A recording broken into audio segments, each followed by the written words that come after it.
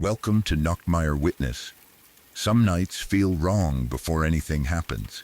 The air feels heavy, the room feels colder, and somewhere in the dark, you get the strange feeling that you are being watched. Tonight, you will hear stories from people who became witnesses to things they never expected to see. Some saw someone standing in the shadows. Some heard voices with no one nearby. Others found themselves in places that did not feel real at all. Before we begin, leave a comment and tell me where you are listening from tonight. And if you enjoy true scary stories with a slow, dark atmosphere, subscribe to Nachtmeier Witness. Get comfortable. The night has already begun.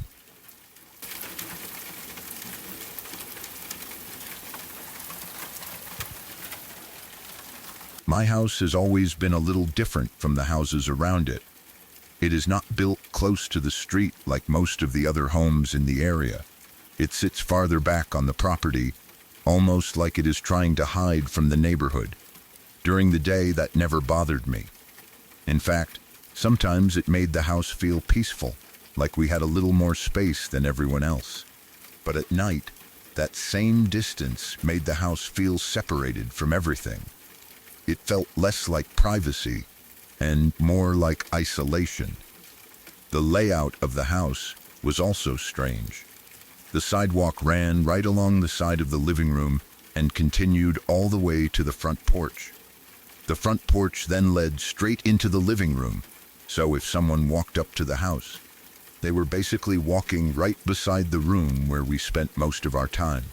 That design might not sound scary during the day, but at night, when the house was dark and quiet, it created one very uncomfortable problem.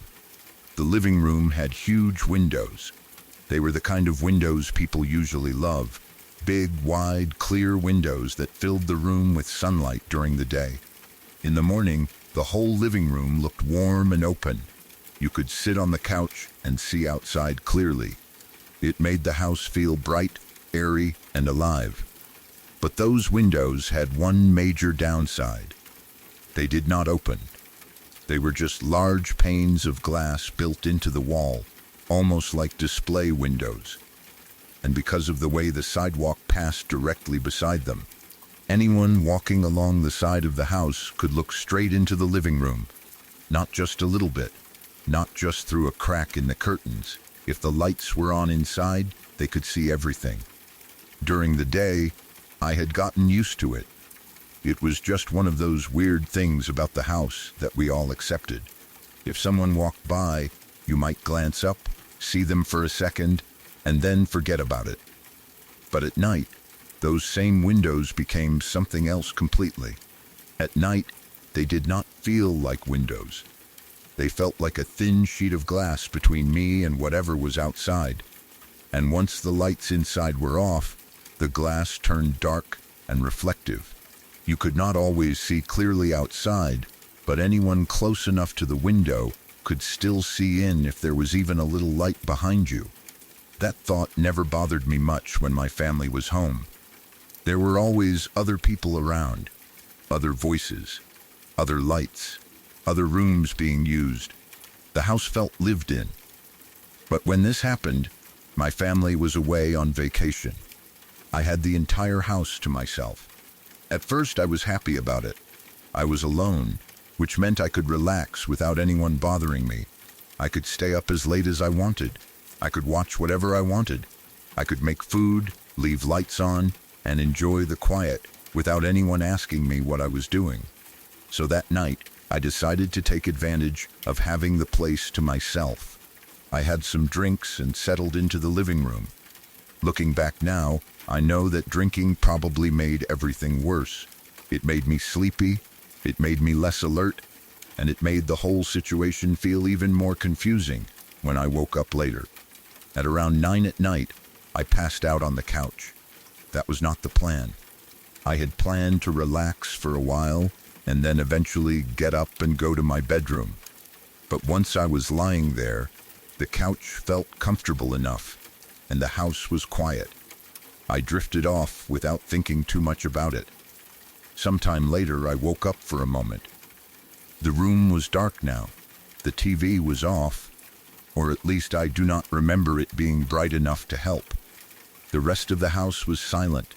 I knew I should get up and go to my bedroom, but the thought of walking through the dark house alone made me uncomfortable in a way I did not expect. It sounds ridiculous when I say it now. It was my own house. I knew every room. I knew the hallway. I knew where every switch was. But that night, with everyone gone, the house felt too quiet. The hallway that led away from the living room looked longer than usual. The shadows in the corners looked deeper, and because I was tired and had been drinking, the idea of getting up and walking through that darkness felt like too much. So I stayed on the couch. The couch was directly underneath those huge living room windows. At the time, I barely thought about it. I was tired. I was alone. I just wanted to sleep. I turned over, closed my eyes, and let myself drift off again. Then, sometime later, I woke up suddenly. I have never been able to explain what woke me. There was no clear noise at first, no crash, no voice, no alarm. I just opened my eyes all at once, like my body had reacted to something before my mind could understand it. The first thing I noticed was how cold I felt. Not normal cold, like the room temperature had dropped. It was a different kind of cold, a sharp, deep chill that ran through my whole body. The kind of chill that makes your skin tighten and your stomach sink before you even know what you are afraid of. I lay there in the dark, staring upward, trying to understand why I was awake. The house was silent. At least it seemed silent. The room around me looked normal. The couch was the same. The walls were the same. The huge windows above and beside me were the same dark shapes they always were at night. But something felt wrong. I could not see anything at first, but I had this sudden feeling that I was not alone in the way I should have been. It was like my body knew something my eyes had not found yet. Then I heard it, a loud bang, right above me. I froze. It was so sudden and so close that for a second I did not even breathe. The sound came from the window directly over the couch, the same window I had fallen asleep under. The glass had been hit hard enough that the sound seemed to go through my whole body. I did not sit up. I did not move. I just stayed there, completely still, staring into the darkness, trying to convince myself I had imagined it. Then it happened again. Bang! This time there was no doubt. Someone was outside. Someone was hitting the window. Slowly, without lifting my head too much, I opened my eyes wider and looked toward the glass. And that was when I saw the shape. There was a person standing outside the living room window. Right there, only a few feet from where I was lying. For a moment, my brain refused to understand what I was seeing. The person was so close that it felt impossible. This was not someone walking past on the sidewalk. This was not someone standing near the porch by accident. This was someone who had come right up to the glass in the middle of the night and was pounding on it. Hard, not knocking politely, not tapping like they were lost and needed help. They were banging on the window with force, like they wanted the glass to shake, like they wanted whoever was inside to feel it. I stayed completely still. I did not want them to know I was awake. I did not want them to know I had seen them. That was the first thought that took over my mind. Not who is it? Not what do they want? Just, do not move. Do not make a sound. Do not let them know you are right here. Because I was right there. That was the terrifying part. I was not in a bedroom upstairs. I was not behind a locked door. I was lying on a couch directly under the window, only a thin pane of glass away from whoever was outside. If they looked down at the right angle, they might have been able to see me. If the room had even a little light in it, They might already know I was there. My heart was beating so hard that I was afraid the sound of it would give me away. The only movement I allowed myself was turning my eyes toward the cable box to check the time. It was around 3 in the morning. 3 o'clock. There is something about that hour that makes fear feel different. During the day, you can tell yourself people knock for normal reasons. Delivery, neighbors, friends, mistakes. But at 3 in the morning, there are fewer innocent explanations. Streets are empty. Houses are asleep. Normal people do not stand outside a stranger's window and pound on the glass at that hour. But this was not a thought in my imagination. This was happening. The banging continued. Bang, bang, bang. Every hit made my body tense. Every strike against the glass made me picture it cracking, then breaking, then falling inward on top of me.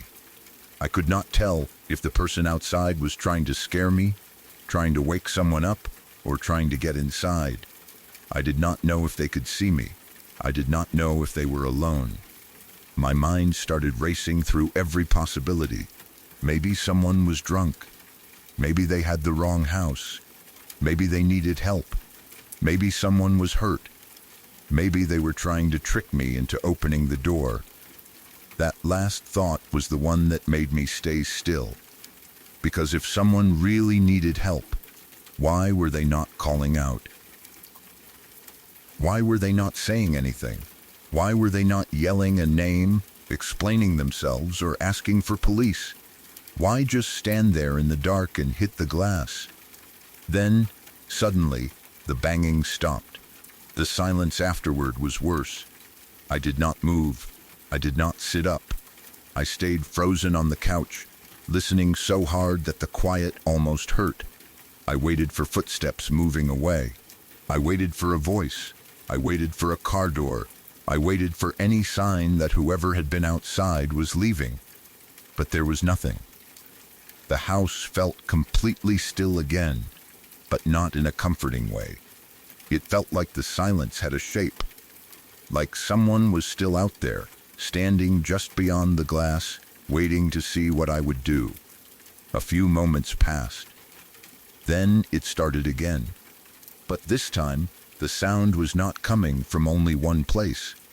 Someone was banging on the window, and someone else was banging on the front door. My stomach dropped in a way I will never forget. There were 2 of them, at least 2. The window was being hit from one side of the living room, and the front door was being hit from another. The sounds overlapped, one after the other, filling the dark house. Bang, bang, bang, the window, the door, again and again. It was no longer possible to tell myself this was one confused person. It was no longer possible to pretend someone had accidentally walked up to the wrong house and knocked in a strange way. There were now people outside my home at 3 in the morning, hitting 2 different entry points. And I was alone, completely alone. My family was far away on vacation. There was no one sleeping upstairs, no one in another room.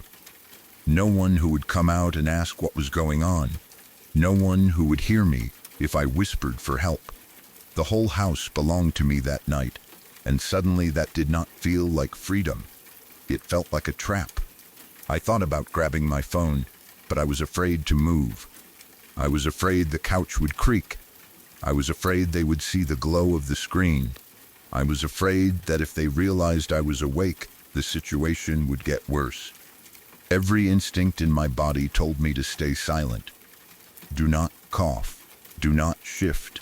Do not breathe too loudly. Do not let them know exactly where you are. The banging kept going.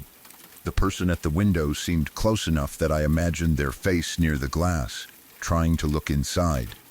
The person at the door kept hitting it, like they were waiting for someone to answer. I pictured the front porch in my mind, the door leading straight into the living room, the lock, the handle, the thin space between outside and inside. I kept waiting for the door handle to move. That was one of the worst parts. The banging was terrifying, but the waiting was worse. waiting for a different sound, waiting for the metallic twist of the knob, waiting for the scrape of something being forced into the lock, waiting for the glass to crack, waiting for the moment the people outside stopped trying to get my attention and started trying to get in. Time slowed down. I do not mean that in a dramatic way. It truly felt like time had changed. Every minute felt like 10. Every second between bangs stretched out long enough for my mind to create a new fear. I kept thinking, how long can they keep doing this? How long before a neighbor hears? How long before they leave? How long before they get angry? But no one came. No neighbor turned on a light. No car passed by at the right moment. No voice called out from outside asking what was happening. It was just me, lying in the dark, pretending to be asleep while strangers surrounded my living room. I do not know exactly how long it went on before I fully understood that this was not ending quickly. At some point, fears stopped feeling sharp and became heavy. I was still terrified, but there was also a strange helplessness that settled over me. I was inside my own home, the one place where I should have felt safe, and yet I felt like I had no control at all. The glass did not open. That should have made me feel better, but it did not, because glass can break, and the front door was only a short distance away. I kept thinking about how the house was set so far back from the road. Usually that felt like a good thing, but that night it meant anyone passing by might not notice what was happening. It meant the house could sit in darkness while people outside hit the window and door without immediately drawing attention. The banging continued for what felt like forever. Sometimes it would slow down for a moment, and I would think maybe they were leaving. Then it would start again, and my whole body would tense like the fear was brand new. There were moments when I wanted to shout at them to go away, but I could not make myself do it. There were moments when I wanted to run to another room, but that meant moving through the living room, past the windows, possibly into view. So I stayed where I was, silent, still, trapped under the window. Eventually, after what felt like an impossible amount of time, the banging stopped. This time, it did not start again. I waited. I kept waiting because I did not trust the silence. I thought maybe they were still there. Maybe they had stepped back from the window. Maybe they were listening. Maybe they wanted me to think they had left, so I would get up. I do not know how long I stayed frozen after the last bang, but the entire ordeal had lasted around 40 minutes. 40 minutes. That number still sounds unreal to me. 40 minutes is long enough to watch part of a show, long enough to drive across town, long enough to get used to a sound and still be afraid of it every single time it happens. For 40 minutes, people were outside my house in the middle of the night, banging on my living room window and front door while I lay alone on the couch, trying not to move. When the house finally became quiet again, it did not feel safe. It felt like the house was holding its breath. I did not just relax and go back to sleep. I stayed awake, shaken and alert, listening to every small noise. The old familiar sounds of the house no longer felt familiar. Every creak sounded like a footstep. Every shift in the walls sounded like movement outside. I do not remember sleeping much after that. The next morning, daylight came in through those huge windows like nothing had happened. That almost made it worse. The living room looked normal again. The couch was still under the windows, the sidewalk was still there outside. The front porch looked quiet and harmless.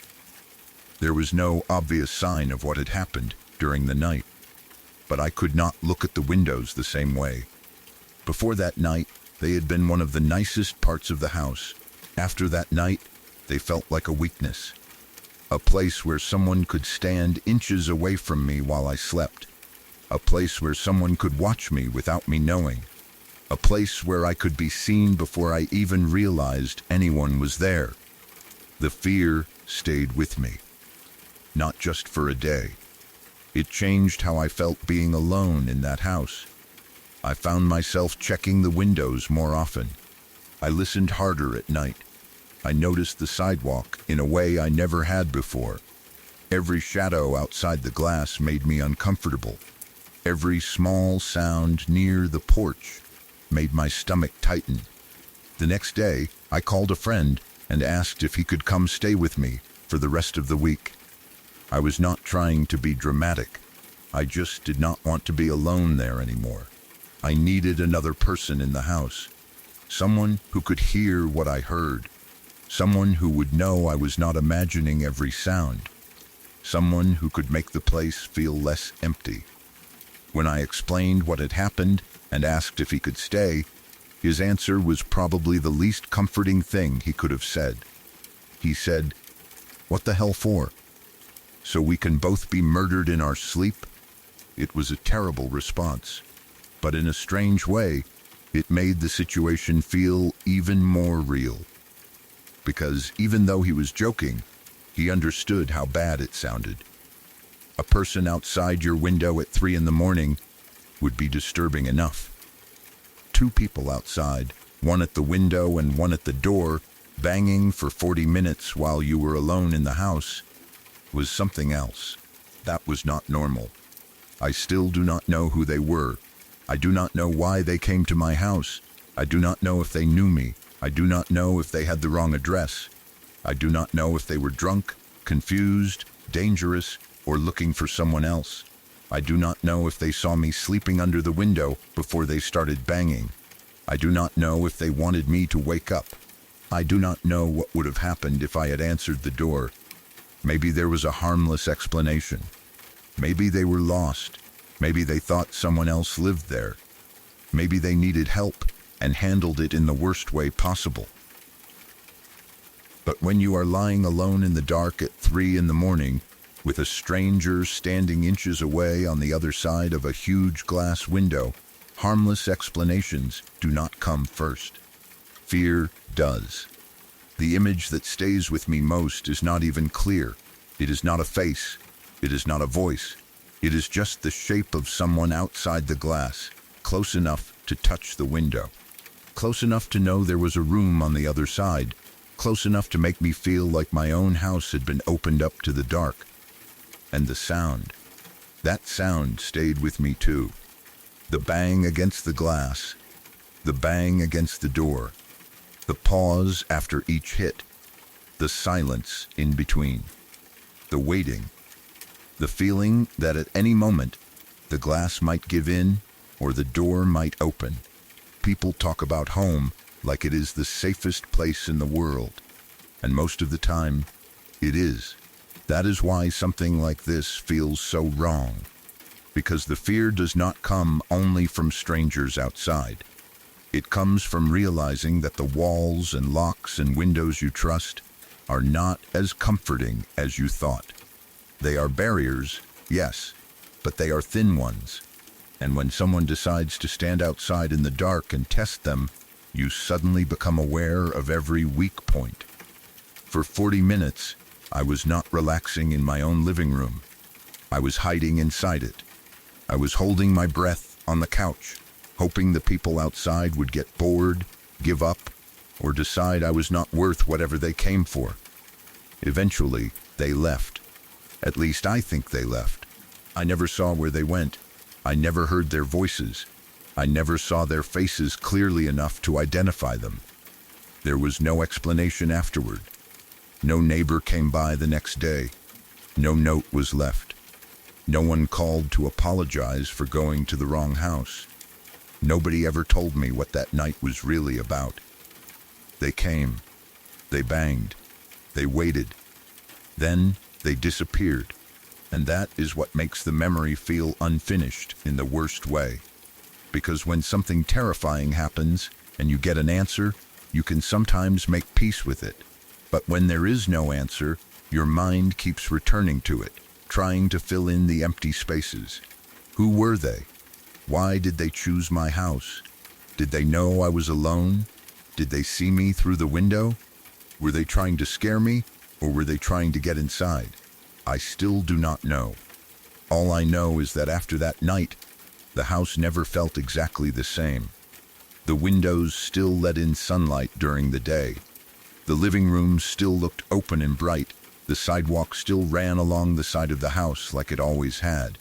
But once night came, everything changed. The glass turned dark. The outside became harder to see. And I could never forget that someone had once stood there at 3 a.m, pounding on the window above the couch where I had been sleeping. The scariest part was not just the banging. It was the helplessness. It was being inside my own home and realizing I did not feel safe.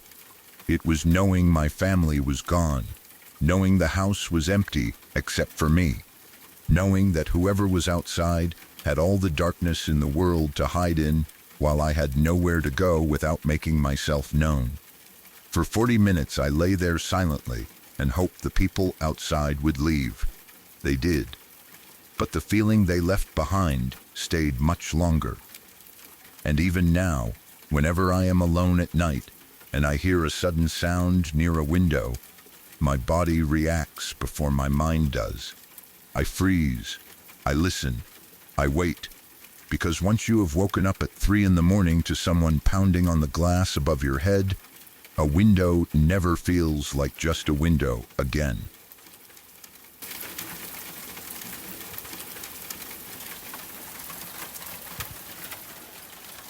I was 17 years old when this happened, and I had only recently gotten my driver's license. At that age, having a license felt like someone had handed me the keys to a completely different life. Before that, I had to depend on my parents or older friends to go anywhere. But once I could drive, everything suddenly felt possible. I could leave the house whenever I had permission. I could pick up friends. I could drive around at night. I could go places just because I was bored. And like a lot of teenagers who suddenly get that kind of freedom, my friends and I started looking for things to do that were not exactly smart. For some reason, we became obsessed with abandoned houses, not normal empty buildings, not places with clear for sale signs or construction crews still working nearby. We were interested in the kind of places that looked forgotten. Houses with long grass around them, broken windows, driveways no one used, buildings that seemed like they had been left in the middle of a story and never finished. At the time, we thought it was exciting. We were young, bored, and curious. We liked the idea of finding hidden places. We liked driving around and pointing out strange properties. We liked imagining what could be inside.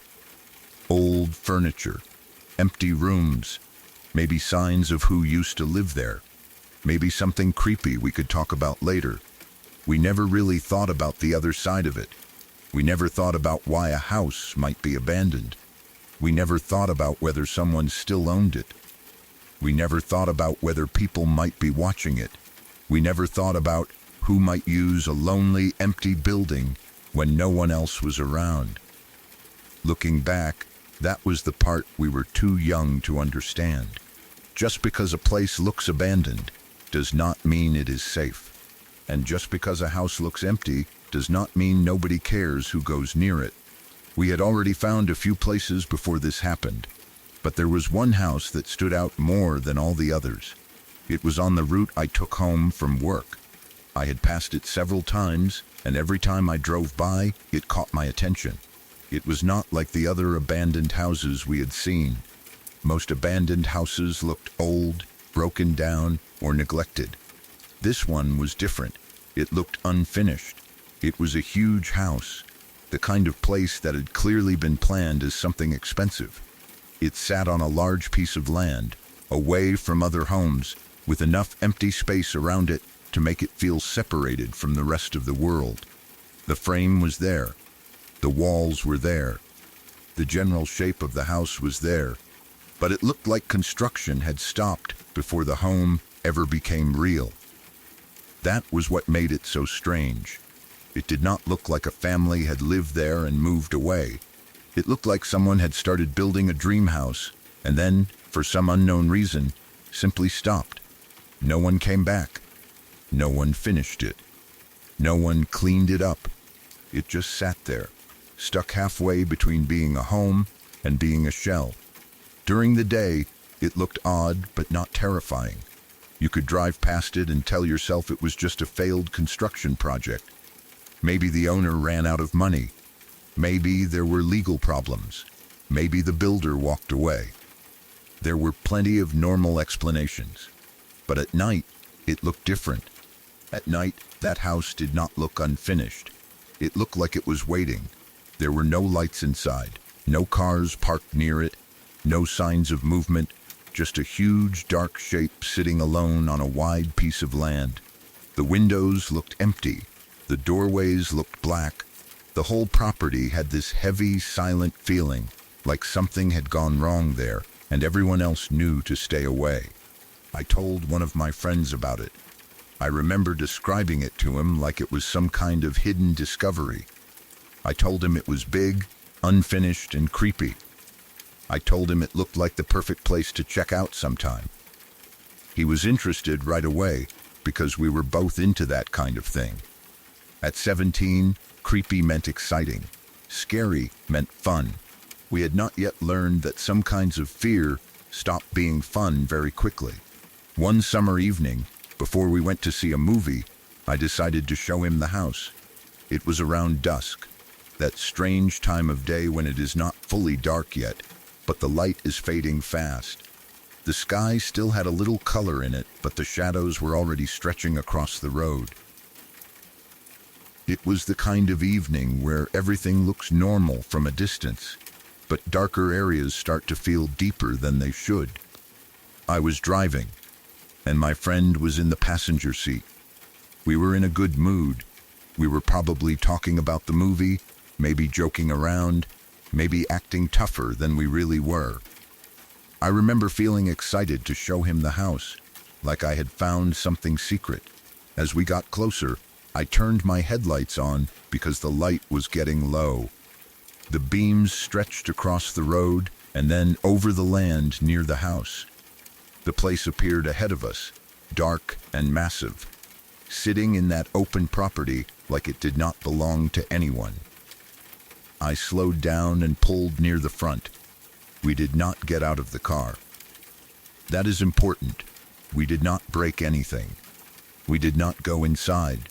We did not walk around the property. We did not even park for long. We just pulled up and looked at it from the car.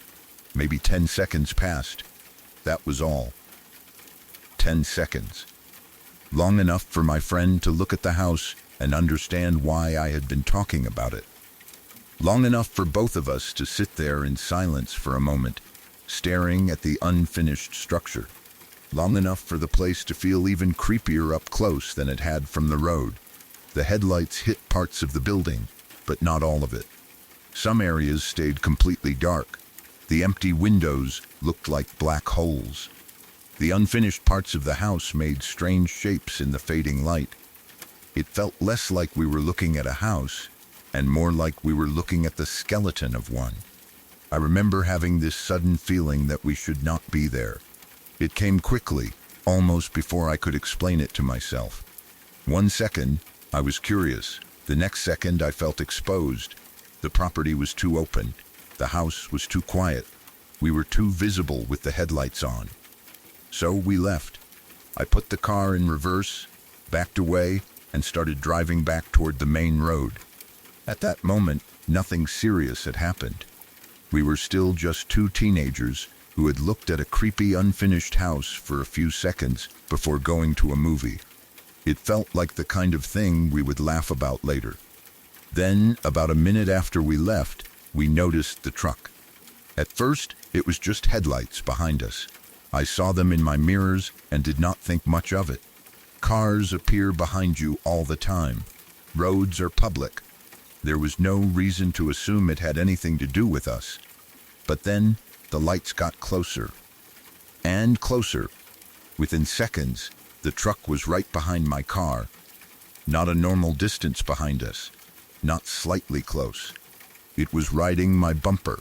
The headlights were high and bright, and the high beams were on. The entire inside of my car filled with harsh white light. My mirrors were glowing.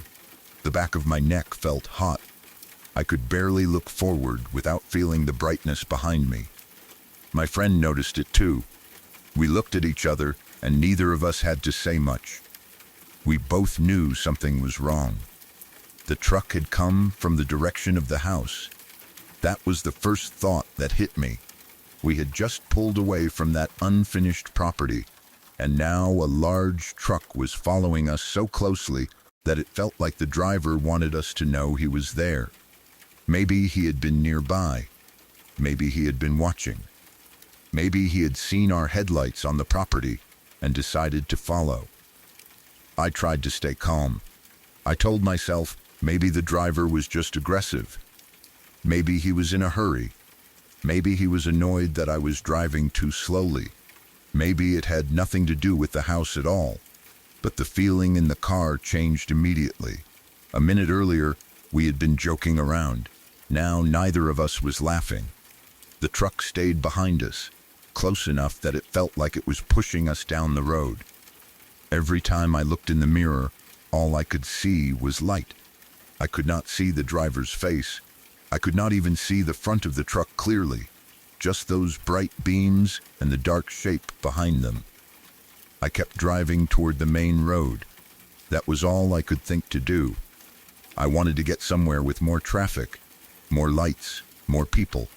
I wanted to get away from that empty property and back into a place where whatever was happening could not continue unnoticed. But the closer we got to the intersection, the worse the feeling became. The truck did not back off. It did not turn away. It stayed with us. My hands tightened on the steering wheel. I remember trying not to speed too much because I did not want to lose control or make the situation worse. I was 17. I had not been driving long. I was suddenly dealing with something I had no experience with. My friend kept looking back. The truck stayed there. When we reached the traffic light, I turned right. For a second I thought maybe that would be the end of it. Maybe the truck would go straight. Maybe it would turn another way. Maybe we had been overthinking everything. But the driver did something I did not expect. Instead of simply staying behind us on the road, the truck cut through the gas station on the corner. At first, my brain did not understand what I was seeing. The truck left the normal path, drove through the gas station lot, and moved fast enough to come out ahead of us. Then I realized what he was doing. He was not just following us, he was getting in front of us. Before I had time to react, the truck pulled into position and blocked our path. My stomach dropped. It is hard to explain the fear of realizing another driver is not just angry, not just following, but actively trying to stop you. In that moment, the situation became something else completely. This was no longer about a creepy house. This was no longer teenage curiosity. A stranger had followed us from an isolated property, cut through a gas station, and blocked my car from moving forward. The road should have been busy. That was the part that still bothers me. It was not some deep back road in the middle of nowhere. We were near an intersection and a gas station. There should have been other cars. There should have been someone walking by. There should have been witnesses. But at that exact moment, it felt like the whole area had emptied out. No cars passed us. No one walked out of the gas station. No one seemed to notice. The silence outside the car felt unreal. The truck sat in front of us, big and dark, blocking the road. Its headlights were no longer behind us, but now the shape of it seemed even more threatening. I remember feeling trapped, like the space around my car had suddenly shrunk. Then the truck door opened. A man stepped out. He was huge, not just tall, but large in a way that made both of us go completely still. He looked like the kind of person who could pull someone out of a car without much effort. He moved slowly, not in a rush, and somehow that made it worse. He was not acting panicked. He was not yelling from a distance. He was calm, too calm. He started walking toward my driver's side window. My mind went blank for a second. I did not know whether to drive around him, reverse, lock the doors, or just sit there. I was 17, newly licensed, and suddenly face to face with a grown man who had chased us down and blocked us off. My friend was silent beside me. I could feel his fear even without looking at him. The man reached my window and knocked. For some reason, I rolled it down. Looking back, I still do not know why. That is one of the parts of the story that frustrates me. I wish I could say I kept the window up and drove away. I wish I could say I handled it smartly. But I did what a lot of scared young people do when confronted by an adult who seems angry. I tried to act normal. I tried not to make the situation worse. I tried to convince myself that if I cooperated, he would go away. The window lowered, and the cool evening air came in. The man looked down at us. He asked what we were doing at the house. The second he said that, my heart sank, because that confirmed it. He had seen us. He knew exactly where we had been. He was not some random aggressive driver. He was connected to that property somehow, or at least he cared enough about it to chase us down. He had followed us from that unfinished house, stayed on our bumper, cut through a gas station, and blocked us off just to ask that question. What were you doing at the house? The way he said it made the house feel less abandoned than it had looked. My mind started racing. I did not know who he was. I did not know if he owned it. I did not know if he worked there. I did not know if he was guarding it. I did not know if he had been inside it. I did not know if other people were there too. And I definitely did not want to find out. So I lied. I told him we were just making a U-turn. It was a weak excuse. A stupid excuse. We both knew it. He knew it too. There was no reason for us to pull up near the front of that property for a U-turn. But it was the first thing that came out of my mouth because I was scared and trying not to admit that we had been looking at the house. The man stared at us. He did not respond right away. Those few seconds felt much longer than they were. He just looked at me, then maybe at my friend, then back at me. There was no warmth in his face, no clear anger either. That was the disturbing part. If he had been yelling, I could have understood it. If he had been threatening us, at least I would have known what kind of danger we were in. But he was quiet, studying us, as if he was deciding something. I remember feeling very aware of how young we were. 2 teenagers in a car, a huge man standing outside the window, a blocked road, no one around. I tried to keep my face calm, but inside, I was terrified. I kept thinking that we had made a terrible mistake. We had treated that house like a creepy place to look at for fun, but maybe it was part of something we had no business getting close to. Then, suddenly, the man smiled. Not a friendly smile. Not exactly. It was small and controlled. It did not make me feel better. It made me feel worse, because I could not tell what it meant. It was the kind of smile that says the person knows more than you do. The kind of smile that makes you wonder if you just said something foolish without realizing it. Then he told us we could go. That was all. No warning, no explanation, no stay away, no this is private property, no police threat, no lecture, just that smile, and then permission to leave.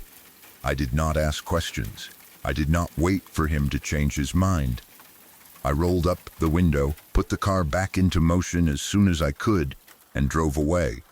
My friend and I barely spoke at first. The fear sat between us like a third person in the car. I kept checking the mirrors.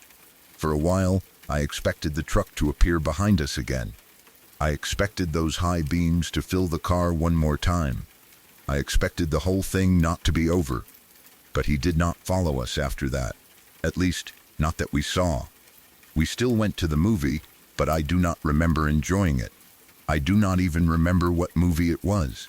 My mind kept going back to the house, the truck, the gas station, the empty road, The man's face outside my window.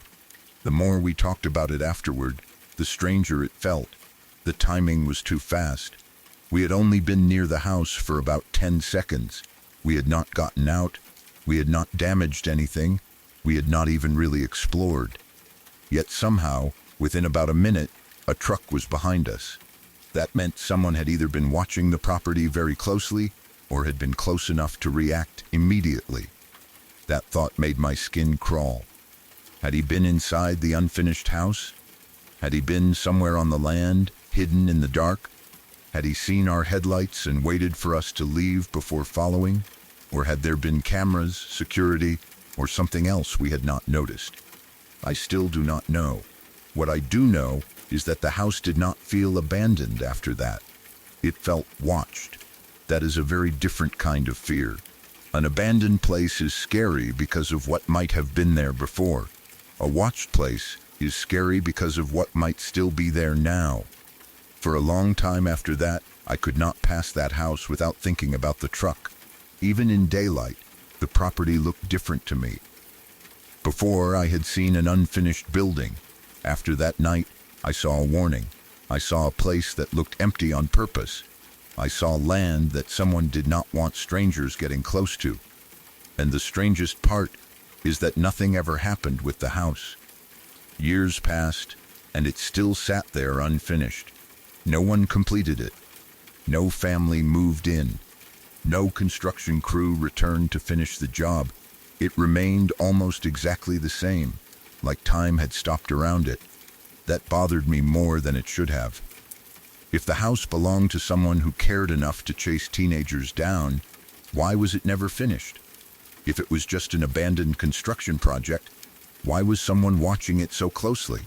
If the man was only protecting private property, why did he not simply tell us that? Why follow us, blind us with high beams, cut us off, and block our car? Maybe there is a normal explanation. Maybe he was the owner. Maybe he lived nearby. Maybe he was tired of kids trying to sneak into the property. Maybe he had dealt with vandalism before. Maybe we were the 100th group of teenagers to go near that house, and he had simply had enough. I understand that possibility. But the feeling I had that night has never fully gone away, because there was something about the way it happened that felt wrong. The empty road at the exact moment we were blocked. The silence. The high beams. The way the man appeared so quickly after we had only been there for seconds. The way he smiled after I gave him that obvious lie.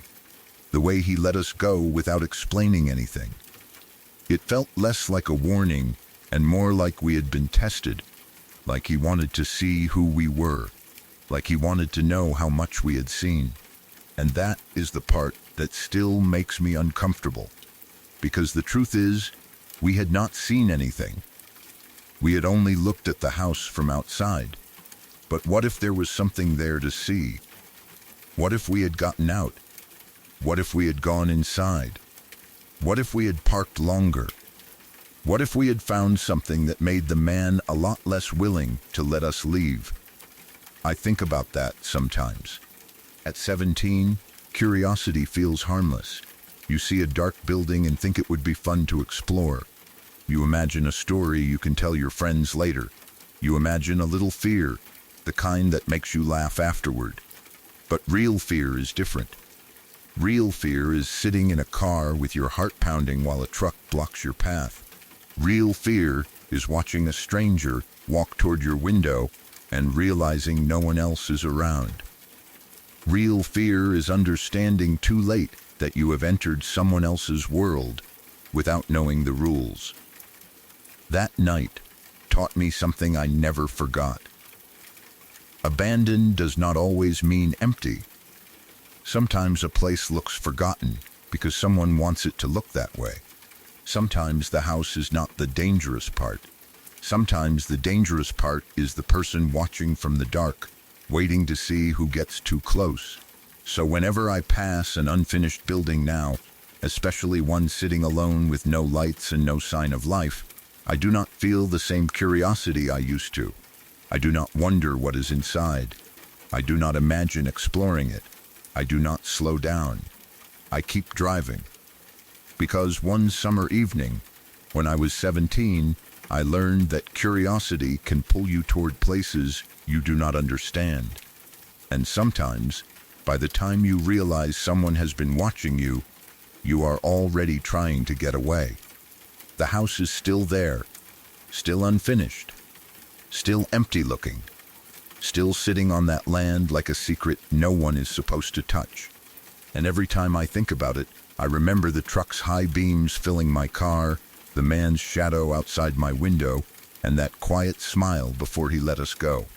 I do not know who he was. I do not know what he was protecting. I only know that for about 10 seconds we looked at the wrong house, and someone made sure we knew it.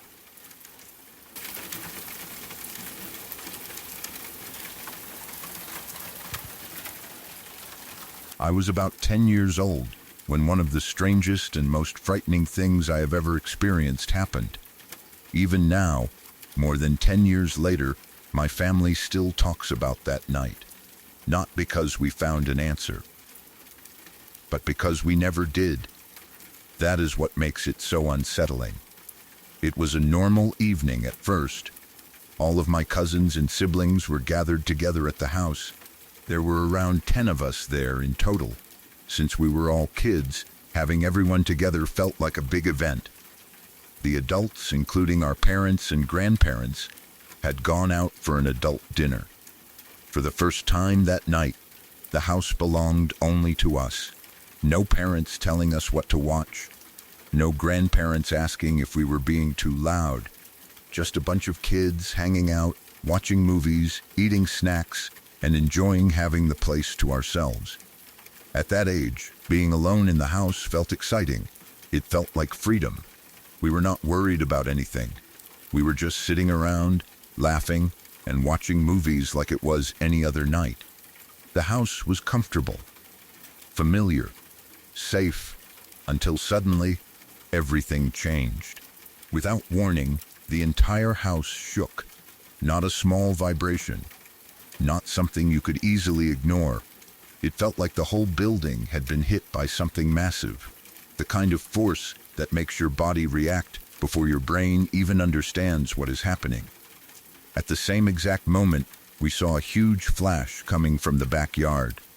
A bright burst of light. For a second, it felt like the outside world had exploded. We heard it. We felt it. We saw it. All of us experienced the same thing at the same time. And that was what made it terrifying. If it had only been one person who saw something strange, maybe we could have convinced ourselves it was imagination. Maybe it was a trick of the light. Maybe it was fear making something seem worse than it really was. But there were 10 of us. 10 kids who all froze at the same moment. 10 kids who all felt the house shake. 10 kids who all saw the flash. The movie playing on the television no longer mattered. Nobody was laughing anymore. Nobody was talking. For a few seconds, we were completely silent, trying to understand what had just happened. Then panic took over. Almost like we had all made the same decision without saying it, we ran. Everyone rushed into the hallway. It was the safest place we could think of. We were away from the windows, away from the backyard, away from whatever had just happened. I remember how quickly the mood changed. A few minutes earlier, we were just kids having fun. Now, we were standing together in the hallway, scared and confused, trying to figure out if something dangerous had happened. The oldest cousins started discussing what we should do. Should we call the police? Should we call someone? Should we go outside and look? Nobody knew what the right choice was, because the problem was we had no idea what we were dealing with. A loud noise is one thing, a strange light is one thing, but when you feel your entire house shake and see a bright flash from outside, your mind starts creating possibilities. Was something outside? Did something hit the house? Was there an accident? Was something happening in the backyard? Every explanation we came up with seemed strange. Eventually, the older cousins decided not to call the police right away. Instead, they called our parents. We explained what happened. We told them the house shook. We told them about the flash. We told them how scared everyone was. But even saying it out loud sounded unbelievable. How do you explain something like that? How are you? Fine, but the house just shook, and there was a huge flash outside. It sounds like something from a movie, not something that happens during a normal evening at home. After a few minutes passed, nothing else happened. No more shaking, no more flashes, no strange sounds, just silence. And somehow, that silence made it worse. Because when something scary happens, and then everything suddenly goes quiet, your mind starts waiting for the next thing. We knew we couldn't stay hidden in the hallway forever. Eventually, we decided we had to go back into the living room. But we were not going back the same way we had left. This time, we prepared ourselves. We grabbed whatever we could find that might make us feel safer. They were not real weapons, just things kids would grab when they are scared and trying to protect themselves. But at that moment, holding something made us feel a little less helpless. We slowly walked back into the living room. Every sound felt different. Every shadow looked suspicious. The house that had felt completely normal earlier suddenly felt unfamiliar. We looked toward the backyard. We expected to see something. Damage. A broken fence. Something that explained what happened. Anything, but there was nothing. The backyard looked completely normal. No obvious signs of an explosion, no damage, no explanation. Just a normal backyard after something that had felt anything but normal. We stayed alert for the next 30 minutes. Nobody really relaxed. We kept waiting for something else to happen. Another flash, another sound, another shake, but nothing came. Eventually, our parents came home, and when we told them what happened, they did not know what to think. From their perspective, they had left a group of kids watching movies and came home to find everyone acting like something impossible had happened. They checked around. They looked at the backyard. They tried to understand what we were talking about. But there was nothing. No damage. No evidence. No explanation. Even the neighbors had not reported anything unusual. Nobody else seemed to have noticed. And that was the strangest part. How could something that felt so powerful happen, yet leave no trace behind? How could 10 people experience the same thing and still have no answer? Over the years, we have talked about that night many times. We have tried to figure out what it could have been. Maybe there was a logical explanation. Maybe something happened that we never discovered. Maybe there was something outside that we simply could not see afterward. But every possible explanation seems to leave another question behind. And that is what keeps the memory alive. It was not just the flash. It was not just the sound. It was not just the house shaking. It was the fact that afterward, everything went back to normal. Almost like nothing happened. Except we knew it did. We were all there. We all remember it. We all felt the same fear. Even now, years later, when we bring up that night, everyone remembers the same details. The sudden flash, the feeling of the house moving, the rush into the hallway, the fear of not knowing what was happening. And the strange part is that we never found out. There was no final answer, no explanation that made everything make sense. Just a memory of one impossible moment that happened in a normal house on a normal night. Looking back, I think that is why it remains the scariest thing I have ever experienced. Not because we saw something terrifying, not because something chased us, not because anyone got hurt, but because for a few moments, something happened that none of us could explain. And sometimes, the things you cannot explain are the things that stay with you the longest.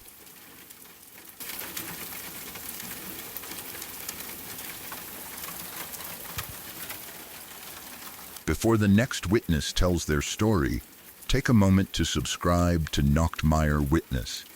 This channel is for the late hours, when sleep is close, but the mind is still awake enough to notice every sound in the room. New true stories arrive here, for anyone drawn to strange encounters, uneasy memories, and nights that never felt normal again. Leave a like if the stories have pulled you in so far. Now, let's return to the darkness.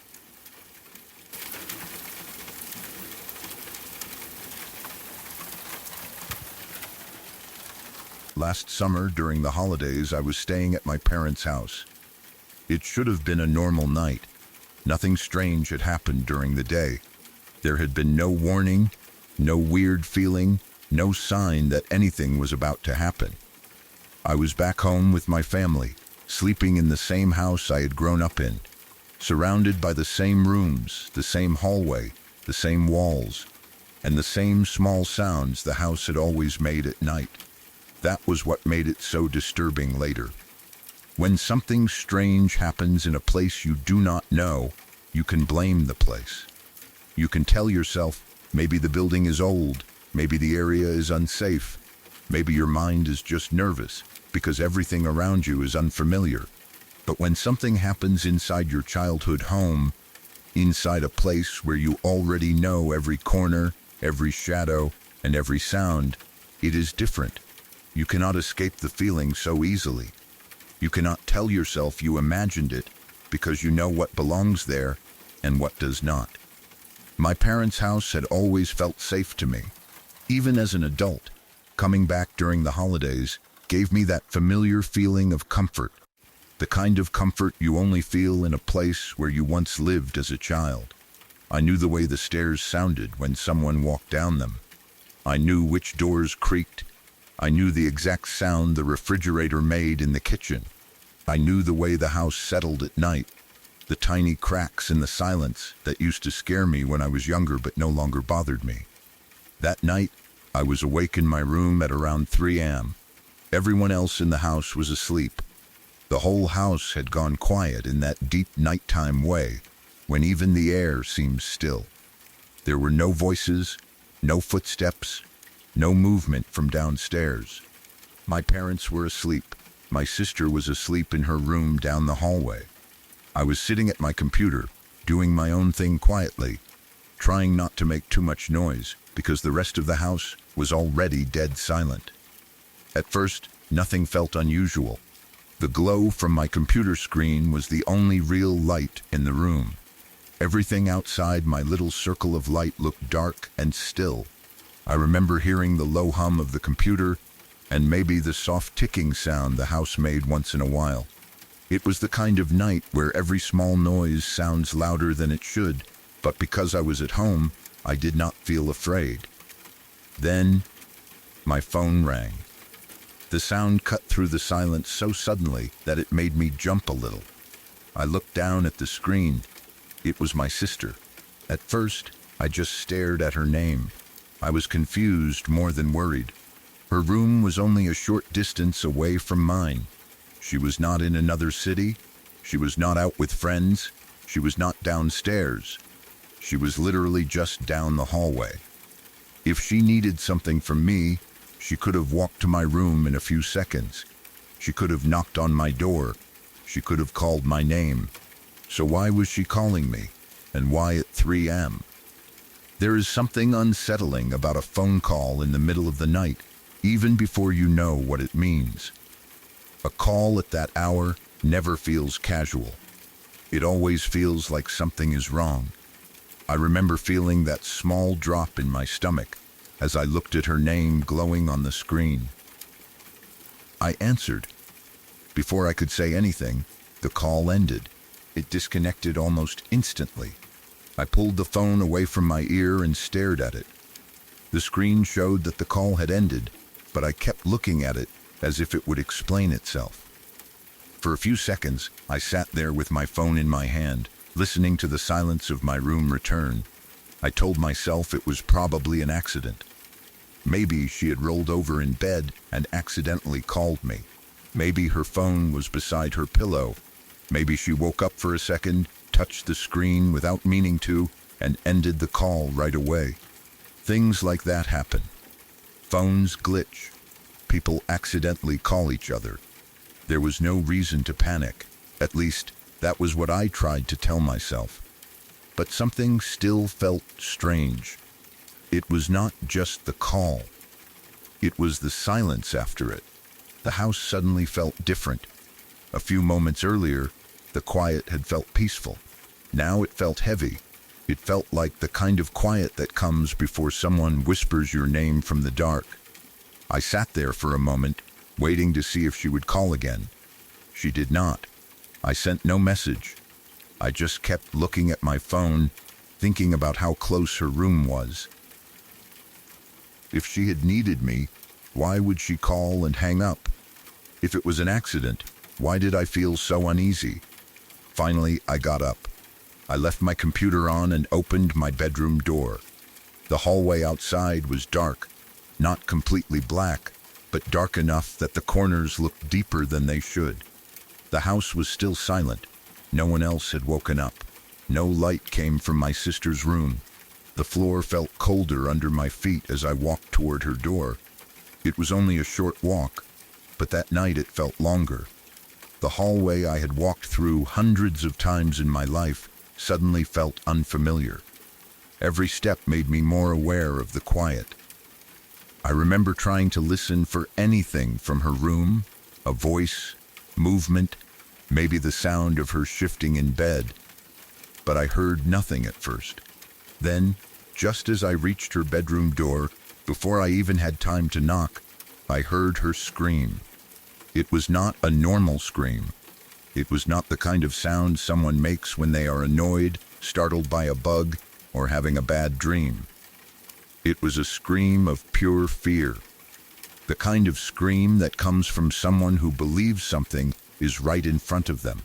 It was sharp, desperate, and so sudden that my whole body reacted before I could think. I pushed the door open and rushed inside. My first thought was that someone was in the room. I expected to see a person standing there. I expected to see a shape near her bed, maybe someone trying to hide, maybe an intruder who had somehow gotten into the house. My mind moved through every possible explanation in less than a second. Maybe she was hurt. Maybe someone had broken in. Maybe something had fallen on her. Maybe she had seen someone by the window. But when I entered the room, there was no one there. The room was dark, except for the faint light coming from outside the window, and the small traces of light from the hallway behind me. I looked around quickly, my eyes moving from the corners to the closet, from the window to the side of the bed. Nothing looked out of place. No one was standing there. No one was hiding in the open. The room looked exactly like her room always did. Except my sister was sitting up in bed, terrified. She was crying, breathing fast, and looking at the space in front of her as if something had just been there. Her face had gone pale. She seemed completely awake, not half asleep, not confused in the way people are when they wake from a dream. She looked like someone who had seen something too close, too real, and too wrong. I kept asking her what happened, but at first she could barely speak. I checked around the room again. I looked near the bed. I looked toward the door. I looked at the window. I even looked into the darker corners, because my brain still needed an explanation. There had to be someone. There had to be something. A scream like that does not come from nothing. But the room was empty. I stayed with her while she slowly calmed down. It took a while. Her breathing was shaky, and she kept looking around the room as if she expected whatever she had seen to come back. I tried to tell her she was safe, but even while I said it, I did not fully believe my own words. Something about the situation felt wrong from the beginning. When she was finally able to speak clearly, she told me what had happened. She said she had been asleep, completely asleep, and then she suddenly woke up for no reason. At first, she did not understand why she was awake. She had not heard a noise. She had not felt someone touch her. She just opened her eyes in the middle of the night, like something had pulled her out of sleep. Then she looked up, and she saw something right in front of her face. A dark shadow.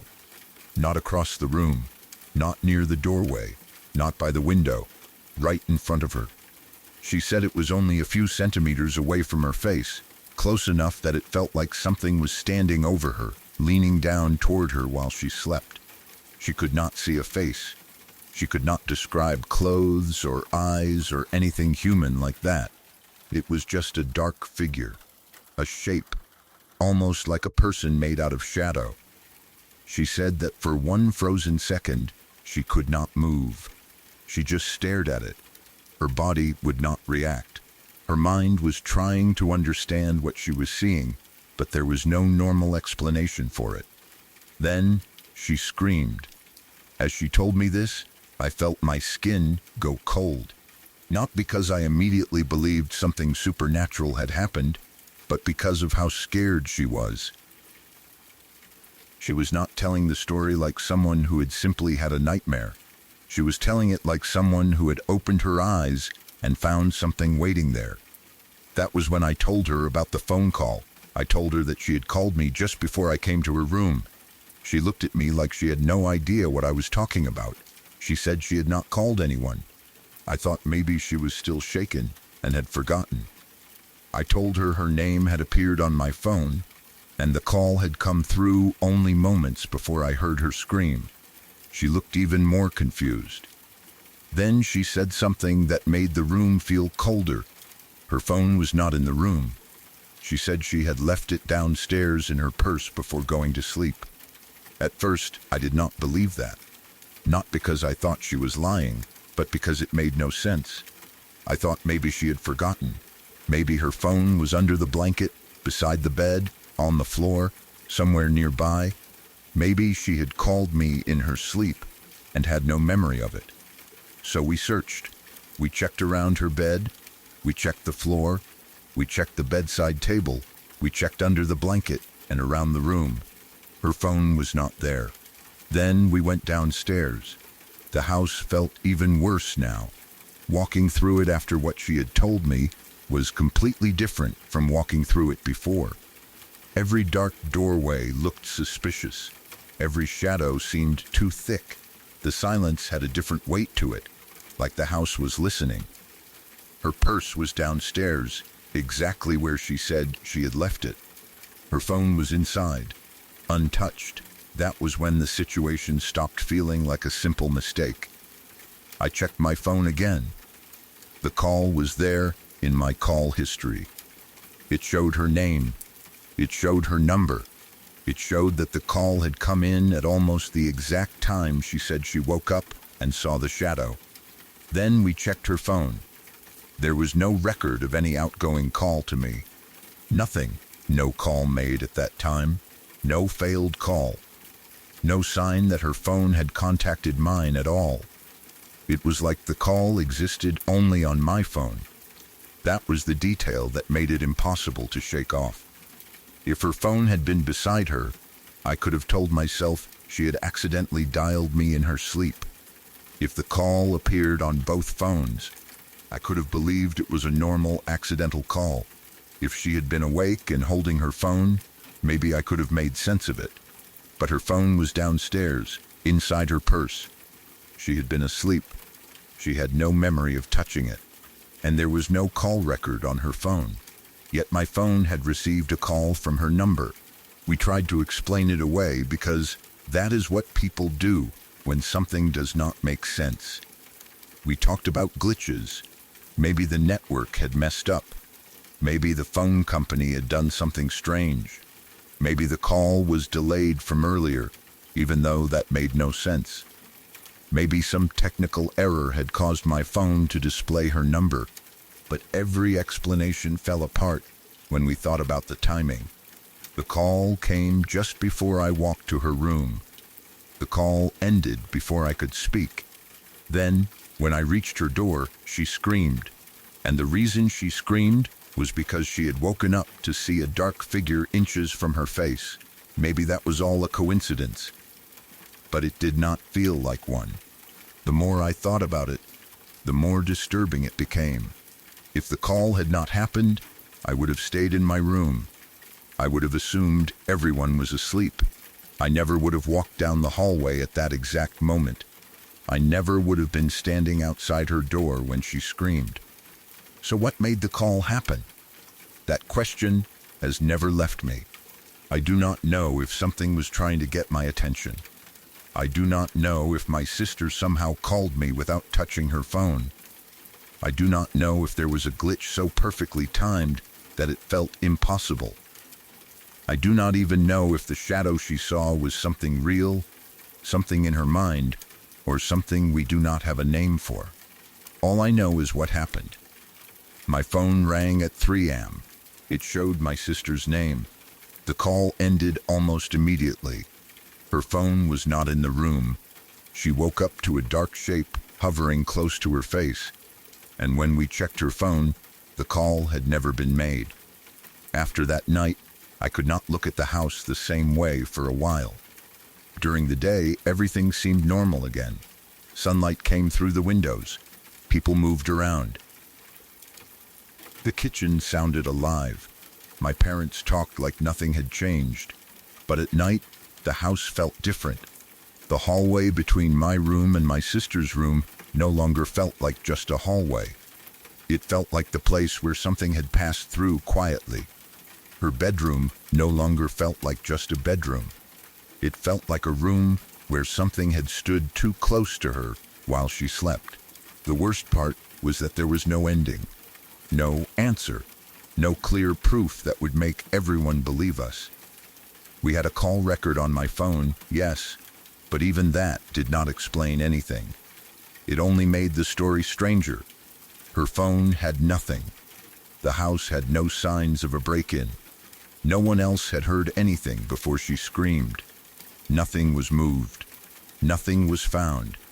There was only the memory of that call and the way she looked when I opened her bedroom door. I have tried many times to think of a normal explanation. I really have. I do not like jumping to supernatural conclusions. I know phones can malfunction. I know people can wake up from nightmares and see shadows. I know the brain can create terrifying images in the dark, especially when someone is half asleep. But there are too many pieces that do not fit. Why did I get a call at that exact moment? Why did it come from her number? Why did it leave no record on her phone? Why was her phone downstairs in her purse? Why did she wake up at the same time and see something inches away from her face? And why did I feel, even before I heard her scream, that something in the house had changed? That is the part I rarely say out loud, because it sounds too dramatic. But the truth is, before I even got to her room, before I knew what she had seen, the hallway already felt wrong. It felt like the air had become thicker. It felt like I was walking towards something I was not supposed to see. I sometimes wonder what would have happened if I had ignored the call. That thought bothers me more than anything else. What if I had looked at the screen, seen her name, and decided it was an accidental call? What if I had stayed at my computer and gone back to whatever I was doing? What if I had put my phone down and never walked down the hallway? Would she have screamed anyway? Would whatever she saw have disappeared? Or would she have been alone in that room with it for longer? I do not know, and maybe I never will. That is why this memory still feels so creepy to me. It was not loud or dramatic at first. It started with something simple. A phone call. One quick ring in the middle of the night. Something most people would ignore or explain away. But that tiny call pulled me out of my room and sent me down the hallway at the exact moment my sister woke up to something standing over her. Even now, when my phone rings late at night, I feel that same cold feeling for a second before I answer. I remember the glow of her name on my screen. I remember the call ending before I could speak. I remember the dark hallway. I remember her scream behind the bedroom door. I remember searching the room and finding nothing. And I remember standing downstairs later, holding her phone in my hand, staring at the empty call history, realizing that whatever had called me had left no trace on her side. Only mine. Some people might hear this story and say it was just a glitch. Maybe they are right. Maybe there is a simple explanation buried somewhere in phone signals and timing and fear. I would honestly prefer that. A glitch is easier to live with than the idea that something unseen used her number to bring me to that door. But when I think about the shadow she saw, the distance between her face and that dark shape, and the fact that her phone was nowhere near her, it becomes difficult to feel comfortable with any normal answer. The scariest thing about that night was not just that my sister saw something in her room. It was that something, somehow, called me before I knew she needed help. And to this day, I still do not know who or what was on the other end. For me, make this story more horror. Creepy and scary, but remember, don't change the story originality. And don't forget the rules. Make the story more curious and engaging.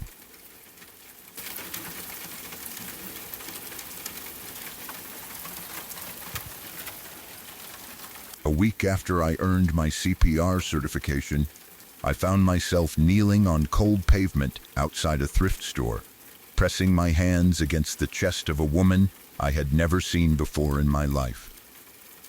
I had imagined a lot of things when I took that CPR class, but never that. I never thought the first real person I would try to save would be a complete stranger. I never thought it would happen in a random parking lot on a normal day. And I definitely never thought it would happen while I was out with my friends, laughing and looking for Halloween costumes, with fake masks and old clothes hanging around us like some kind of joke that suddenly stopped being funny. At the time, I was 19 years old. I had only finished my CPR training 1 week earlier. Like most people who take those classes, I treated it as something useful to have, something responsible, something you hope you never actually need. In the classroom, everything felt controlled. The lights were bright. The instructor spoke calmly. The training dummy lay there silently on the floor, waiting for you to practice. You learned where to place your hands. You learned how to count. You learned how to stay calm. But the dummy never looked back at you. The dummy never turned blue. The dummy never had tears running down its face. That is the part nobody can truly prepare you for. 1 week after getting certified, I went to a thrift store with a few friends.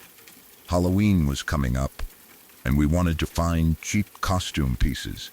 The store had that usual thrift shop feeling, the kind of place where everything smells a little old, like dust, fabric softener, and someone else's memories. Racks of clothes were packed too tightly together, plastic hangers scratched against metal poles. People moved slowly through the aisles, holding up strange jackets and ugly sweaters, laughing at things they would never wear in real life. Nothing felt wrong at first. It was just a normal day. My friends and I were joking around, pulling out random clothes and making fun of each other's costume ideas. I remember the mood being light, careless, the kind of ordinary moment you never think you will remember years later. Then, at some point, the feeling in the store changed. I was in the dressing room when I noticed it. It did not happen all at once. It was more like the sound slowly drained out of the place. The laughing stopped first.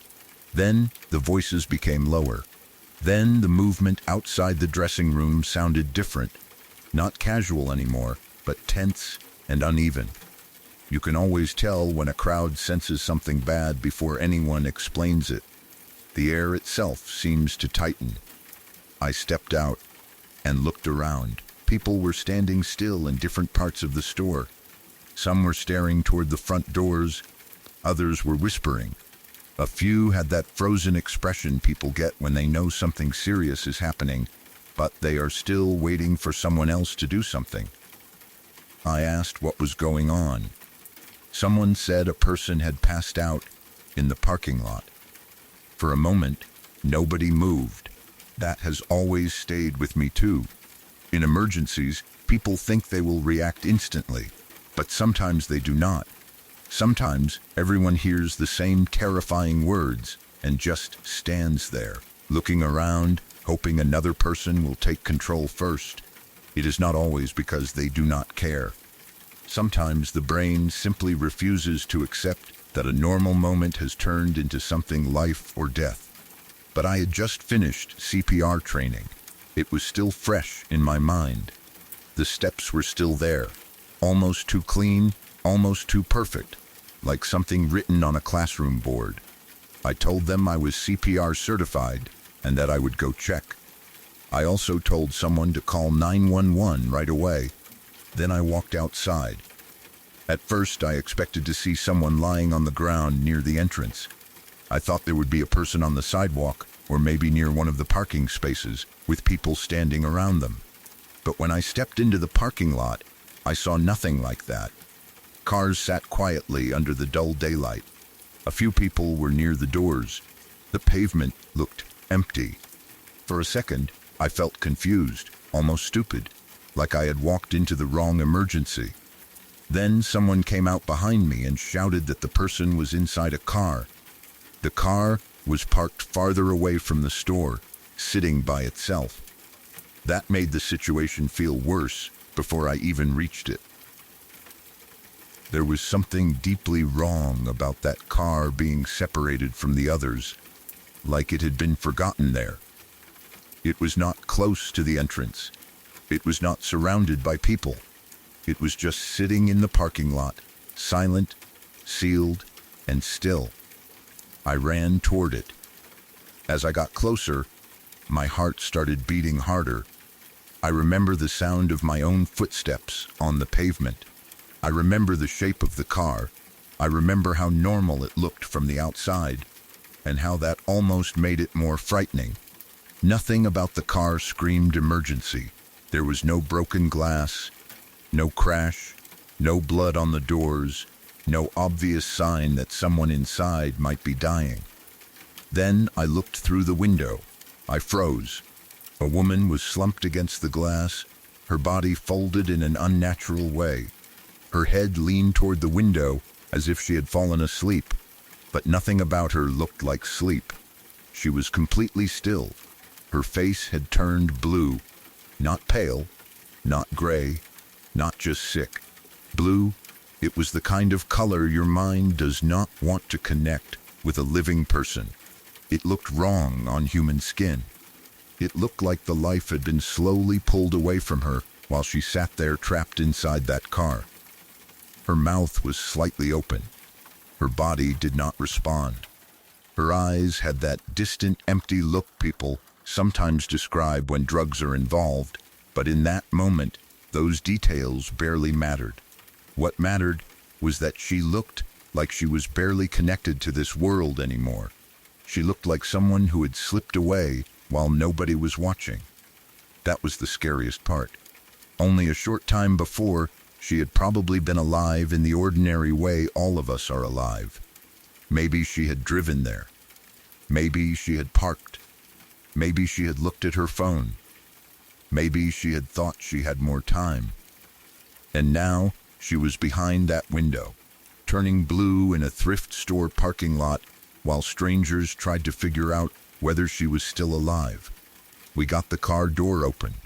The moment the door opened, the situation became painfully real. There was no window between us anymore. No distance. No way to pretend we were just looking at something from the outside. She was right there, heavy and unresponsive, her body leaning toward us as if gravity was the only thing still moving her. We tried to assess her. Someone moved her head so we could check for a pulse. That was when I saw the tears. They were running down her face. I still see that image sometimes. Her eyes were not open in any meaningful way. She was not speaking. She was not reacting. She looked almost gone. But there were tears on her face, wet and visible, sliding down from her eyes as if some part of her knew what was happening. I do not know why they were there. Maybe it was just her body reacting. Maybe she had cried before losing consciousness. Maybe, in some tiny trapped part of her mind, she was still aware. I will never know. But seeing those tears made my stomach drop.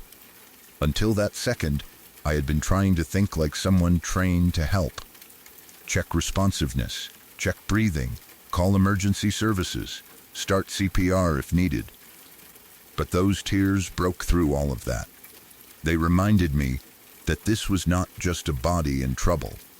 This was a person, a real person, someone's daughter, someone's mother, maybe someone's friend, someone who had laughed before, someone who had probably once made plans for a future that did not include dying alone in a parked car. We pulled her out and lowered her onto the pavement. Her body felt wrong, too heavy, too loose, too still. There is something horrifying about moving a person who cannot help you move them. It does not feel like the movies. It does not feel dramatic or heroic. It feels clumsy and desperate. It feels like every second is being stolen from you. Someone checked for a pulse, but there was confusion. We checked again. There was panic in the air now, but it was a quiet kind of panic, the kind where people speak in short sentences and look at each other with wide eyes. Then we started CPR. The training took over in a strange way. My body seemed to remember what my mind was too scared to think through. The classroom instructions came back, but they no longer felt clean or simple. Every movement had weight now. Every second mattered. Every press against her chest felt like a question I did not know the answer to. Is this helping? Is she already gone? Are we too late? The pavement was hard under my knees. People were standing nearby, but I barely noticed them. The thrift store was behind us, full of costumes and old clothes and normal life, while right outside, a woman was fighting for breath she could not take on her own. The whole scene felt unreal, but not in a dreamlike way. It felt unreal in the way nightmares feel when they are too detailed. The dull sound of the parking lot, the open car door, the faces of strangers, the blue color of her skin, the thought that I had been laughing with my friends only minutes earlier. I kept thinking about how fragile the line is. 1 minute you are choosing Halloween costumes. The next minute, your hands are on a stranger's chest, trying to keep her alive. The ambulance arrived about a minute later, though time did not feel normal by then. It could have been 30 seconds. It could have been 5 minutes. In emergencies, time stretches and collapses at the same time. You feel every second, but later you cannot measure any of them properly. The paramedics took over immediately. They moved with a speed and focus that made everyone else seem frozen. They brought equipment. They connected monitors. They continued working on her. Another ambulance arrived too, and suddenly the quiet parking lot was filled with emergency responders. There were around 6 EMTs around her at one point, all moving with purpose, all trying to pull her back from wherever she had gone. The scene became loud and controlled at the same time. Doors opening, equipment being moved, short commands, the low tension of people who knew exactly how serious it was. I stood back and watched, and that might have been the worst part. When I was doing CPR, at least I was doing something. Once the professionals took over, I was just a witness. I could see her there on the ground, surrounded by people fighting for her life, and I could do nothing except hope we had started soon enough. Later, a police officer told us they had given her a medication that can sometimes reverse a heroin overdose if it is given quickly enough. But he also said she was already in extremely bad condition. Her body had been without enough oxygen for too long. That sentence settled over me like ice. Too long. Those two words felt cruel because they meant there had been a window of time, and nobody knew exactly when it had closed. Maybe if someone had found her sooner. Maybe if someone had looked into the car earlier. Maybe if she had not been parked so far away. Maybe if one small thing had happened differently. That is what real horror feels like sometimes. It is not always a shadow in the hallway or a strange noise at night. Sometimes it is knowing a person may have been dying in plain sight while the world continued around them. When we opened the car and looked inside, there were things scattered around that made the whole situation even harder to process. Needles, empty pill bottles, signs of a life that had been falling apart before that day. It was disturbing, but not in the way people might think. It did not make her seem less human. It made everything sadder. Because the car also held other details. There were toys inside. There was a car seat. There were 2 names tattooed on her. Those details hit harder than anything else. The needles and bottles told one part of the story, but the toys and car seat told another. They suggested there were children somewhere connected to her. Children who might have sat in that car. Children who might have known her voice. Children whose names may have been the ones on her skin. I remember looking at those things and feeling a kind of fear that was deeper than panic. It was the fear of realizing how much of a person's life you do not see. From the outside, someone might have looked at her and only seen an overdose. Only seen addiction. Only seen a stranger in a parking lot. But standing there, seeing the car seat and the toys, seeing the tattoos, seeing the tears on her face, I could not reduce her to that one moment. She had a whole life behind her. She had people. She had a past. She had probably tried and failed and tried again. She had probably been loved. She had probably loved others. And now, strangers were standing around her car, seeing the worst and most private collapse of her life. That made it terrifying in a different way. It reminded me that people do not simply become emergencies. They arrive there after a long chain of invisible events. Pain, choices, accidents, losses, bad nights. Bad people. Bad luck. Things nobody in that parking lot could fully understand. I was only 19. I had not lived enough to know how much pain some people carry. But that day gave me a glimpse, and it was not something I could forget. After they transported her, the parking lot did not feel normal again. The ambulance left, but the feeling stayed behind. The car was still there. The thrift store was still there. People slowly returned to what they had been doing, but everything felt different to me. The world looked the same, but it no longer felt safe in the same way. My friends and I had come there to find Halloween costumes. That detail still feels strange to me. We were surrounded by fake fear that day. Fake blood, fake masks, cheap costumes meant to scare people for fun. Then real fear walked in silently and waited outside in a parked car. No mask in that store was as frightening as the color of that woman's face. No haunted house could have scared me the way her tears did. No horror movie could have made my hands shake the way they did after the paramedics took over. The experience stayed with me because it happened so fast. There was no warning, no dramatic buildup, no dark road, no storm, no creepy music.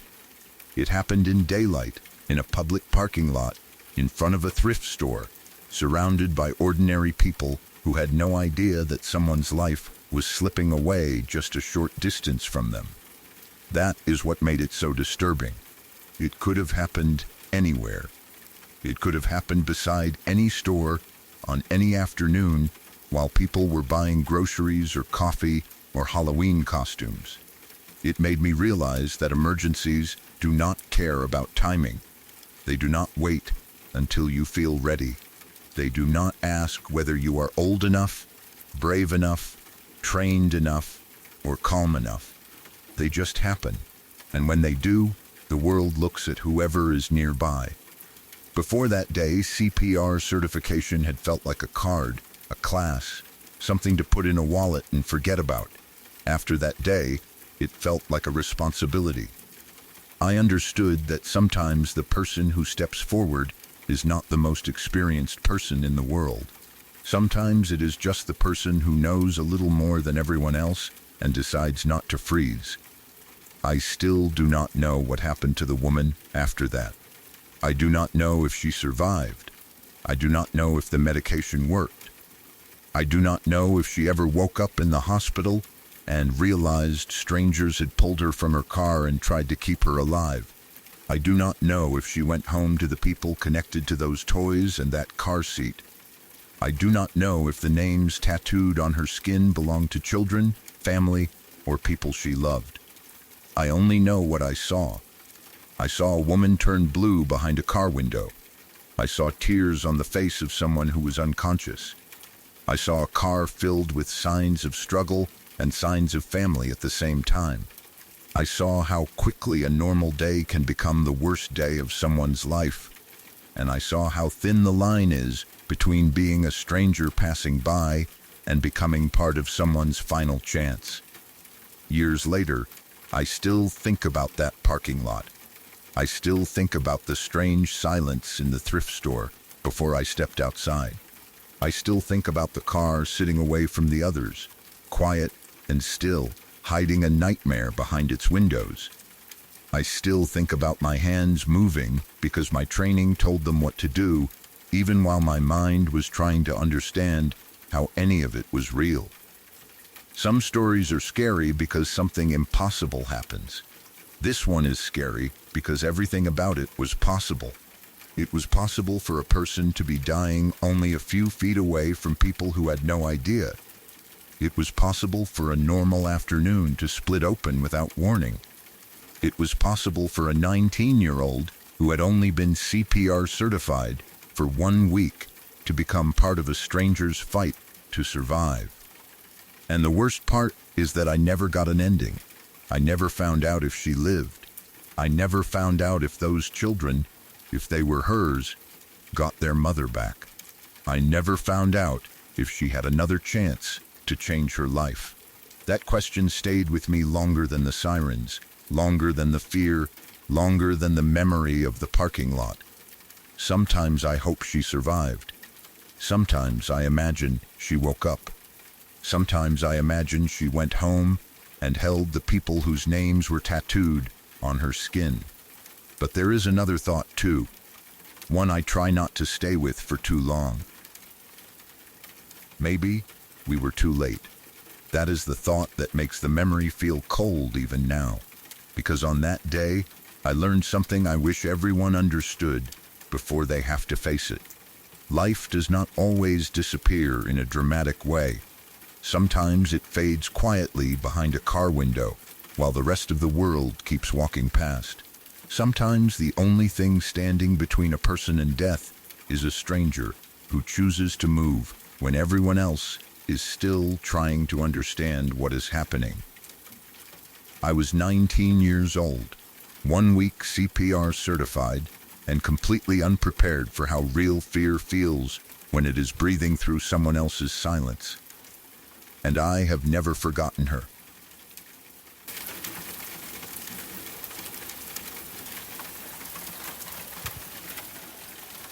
In 2004, I was 17 years old, and for the first time in my life, I was living somewhere that felt completely different from everything I had ever known.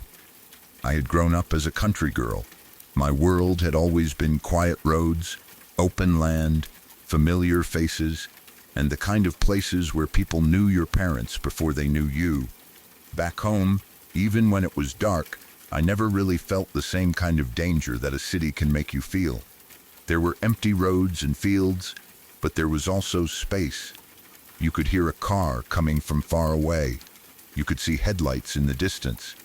You knew which houses belonged to which families. You knew who lived where. You knew where you were. The city was not like that. I had just started college, and everything about it felt exciting at first. I was young, away from home, and full of that foolish confidence people have before life teaches them better. I thought being in college meant I was grown. I thought walking around by myself made me independent. I thought if I acted like I knew what I was doing, nobody would notice that I actually didn't. Looking back now, I can admit how wrong I was. At 17, you think you understand danger, but most of the time, you only understand the idea of it. You hear warnings from adults and think they are being dramatic. You hear stories about bad things happening and believe they happen to other people, in other places, to girls who make bigger mistakes than you ever would. That night taught me how quickly a normal decision can turn into the kind of memory that stays in your body for the rest of your life. It was around 1:30 in the morning when I decided to walk back to my dorm. Even now, as an adult, I cannot believe how casually I made that choice. I was in a city I barely knew. I did not know the streets well. I did not fully understand which areas were safe and which ones were not. I had no real plan except to keep walking until things looked familiar again. At the time, I did not feel scared right away. I remember stepping onto the sidewalk and thinking only about getting back to my room. I was tired, but not exhausted. The night air felt cool, and the city had that strange late-night silence where some places are completely still while others feel like they are hiding things just out of sight. I walked with the confidence of someone who had no idea how vulnerable she looked. At first, the streets did not seem too bad. There were buildings, parked cars, streetlights, and the distant sound of traffic somewhere farther away. Nothing immediately looked dangerous. Nothing screamed at me to turn around. I kept moving, telling myself I was fine. But after a few minutes, I began to notice that the area around me was changing. It happened slowly. One block looked a little emptier than the last. The buildings started looking older. The sidewalks were cracked in places. Some of the streetlights were out completely, while others flickered weakly, throwing a dull yellow light over the road. Trash was scattered near the curb. Empty bottles rolled slightly when the wind moved through the street. A few windows were broken or covered from the inside. The row houses along the road looked worn down and tired, like they had seen too many bad nights. Some had dark windows. Others had dim lights glowing behind curtains. A few looked abandoned, but not abandoned enough to feel empty. They had that uncomfortable look where you could not tell if someone was inside watching or if the place had been forgotten for years. Then I heard voices. At first it was just a muffled sound from one of the houses. Then I realized people were arguing inside. A man's voice rose sharply. Then a woman's voice answered. Somewhere else, someone laughed too loudly. In another building, music played low and heavy, almost like it was coming through the walls instead of from a room. I kept walking, but my pace changed. Not enough to look obvious, but enough that I knew I was nervous. The entire area had a feeling I did not like. It was not just that it looked rough. It was the way the street seemed to close in around me. The houses felt too close. The shadows felt too deep. The sidewalks looked too empty. Every sound made me turn my head slightly, even when I tried not to. That was when the reality of my situation finally started to sink in. I was a 17-year-old girl walking alone through an unfamiliar part of a city at 1:30 in the morning. I did not know exactly where I was. I did not know how far I was from my dorm. I did not know if I was getting closer or if I had accidentally wandered into an area I should never have entered in the first place. And worse than all of that, I had no backup plan. I did not have someone walking with me. I did not know anyone nearby. I did not have the kind of confidence anymore that I had felt when I first started walking. Every step made me more aware of how alone I was. Then I heard a car behind me. At first I told myself not to react. Cars pass people all the time. There was nothing strange about hearing an engine on a city street. I kept my eyes forward and continued walking, but the car did not pass. It slowed down. I could hear the engine drop lower, moving at almost the same pace as me. The sound stayed behind me, close enough that I could feel its presence without even looking. I tried to convince myself that maybe the driver was looking for an address. Maybe they were turning soon. Maybe I was being paranoid because the street already had me on edge. But the car kept following. 1 step. 2 steps. Another half block. The sound of the tires rolling slowly behind me became the only thing I could focus on. I finally looked over, just enough to see without fully turning my body. There were 5 men inside. The moment I saw them, something inside me went cold. I cannot explain exactly what it was. Maybe it was the way they were looking at me. Maybe it was the way the car moved so slowly. Maybe it was just instinct. But my body understood before my mind was ready to admit it. Something was wrong. I looked forward again and kept walking. I tried not to look scared. I tried not to speed up too much. I tried to act like I knew where I was going, like someone was waiting for me nearby, like I belonged there. But inside, panic was starting to rise in my chest. The car stayed behind me. For almost an entire block, it followed at my pace. No one inside said anything at first. That somehow made it worse. If they had shouted something stupid, maybe I could have told myself they were just messing around. But the silence from the car felt intentional. It felt like they were watching and deciding something. I remember being painfully aware of my own footsteps. The sound of my shoes against the sidewalk seemed too loud. My breathing felt too loud. Even my heartbeat felt like something they might be able to hear. I reached an intersection and felt a tiny bit of hope. Maybe they would keep going. Maybe they would turn away. Maybe this horrible feeling in my stomach would end, and I would laugh at myself later for being scared. Then the car made a left turn. For 1 second, I thought they were leaving, but instead, they turned in front of me and stopped, right in my path. The car blocked the way ahead, and just like that, the street seemed to disappear. There was no normal night anymore, no casual walk back to the dorm, no pretending everything was fine. My heart dropped so hard it felt like my whole body went empty. I remember thinking, very clearly, this is really happening. The car was in front of me. The 5 men were inside. I was alone. The street was dark, and I had nowhere obvious to go. People like to imagine what they would do in moments like that. They say they would run. They say they would scream. They say they would fight. They imagine themselves brave because fear feels different when you are only thinking about it. But real fear can do something strange to your body. It can freeze you. That is what happened to me. I stopped walking. I did not choose to stop. My body simply stopped moving. My mind went blank. I could not think of a plan.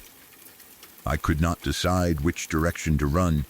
I could not even make myself scream. I just stood there, staring at the car. Everything around me became sharp and slow. The shape of the car, the dull light from the street lamp, the dark windows, the cracked sidewalk under my feet, the quiet houses on either side of the road, the horrible empty space between me and them. I knew that if those men got out, there would be very little I could do. There were 5 of them. They had a car. I was 17, alone, lost, and completely unprepared. Running did not feel like an option, because where would I run? The street was unfamiliar. The houses looked unsafe. The alleys were even darker. If I ran in the wrong direction, I might only make things worse. If I ran past the car, they could grab me. If I turned around, they could reverse or follow. I felt trapped in every direction. I do not know how long I stood there. It may have only been a few seconds, but in my memory it feels much longer. Time did not move normally. It stretched.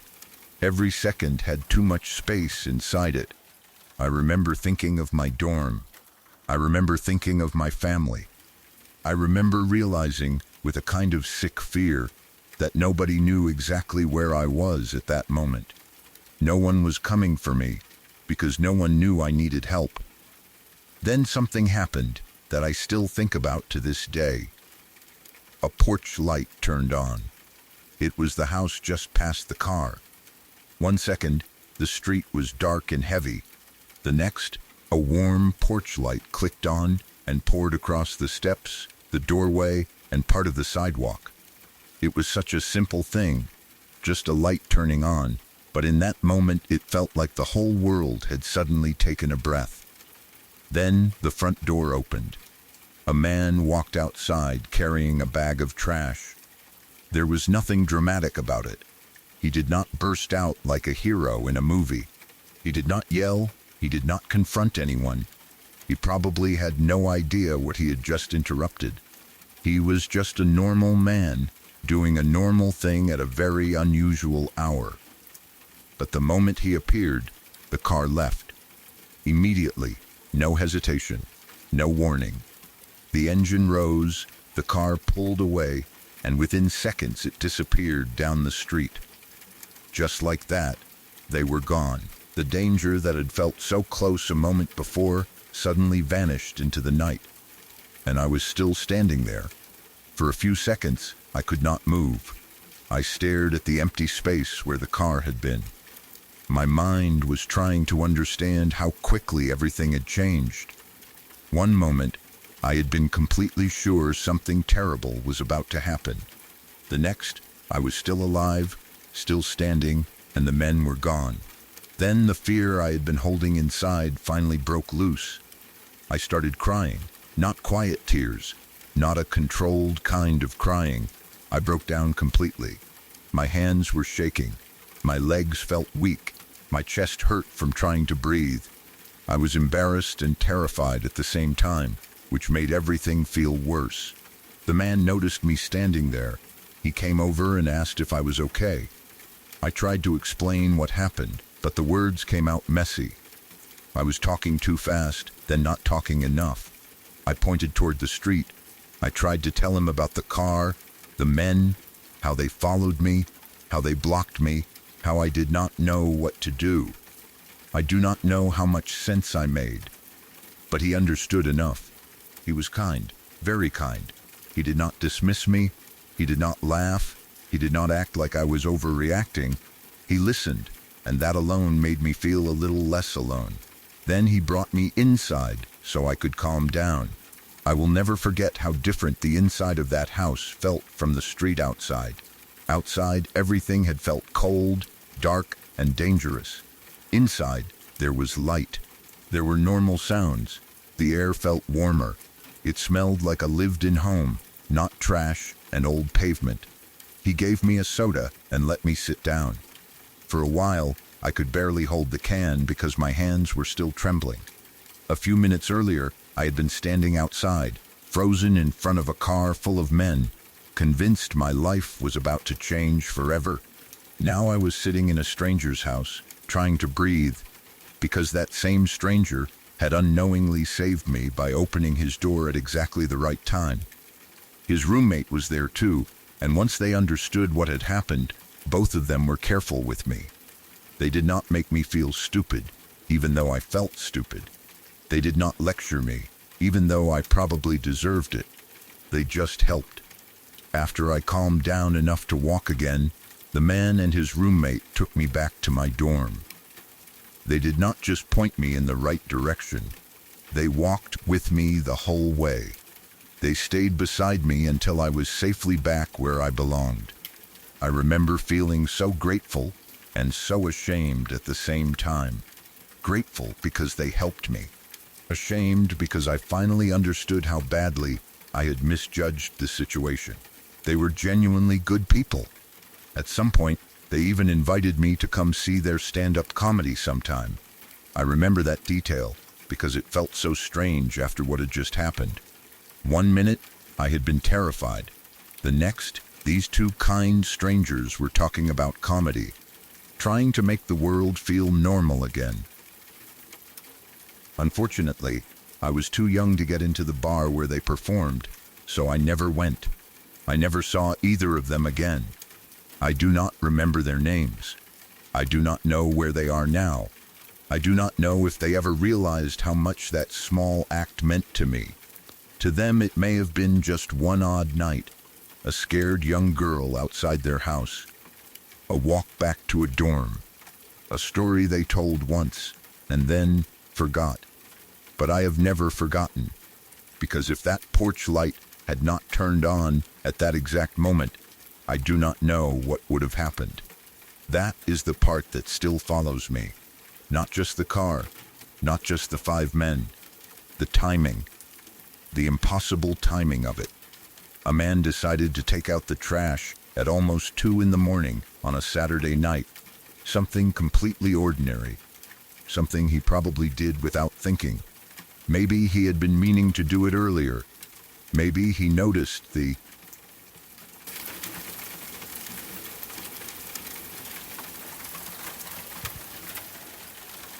stories may be over, but some nights do not end when the video does.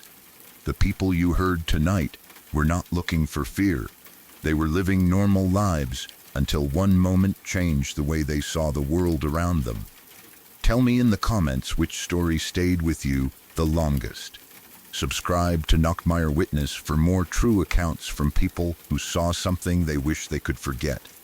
Good night, and if you wake up suddenly, do not assume it was just a dream.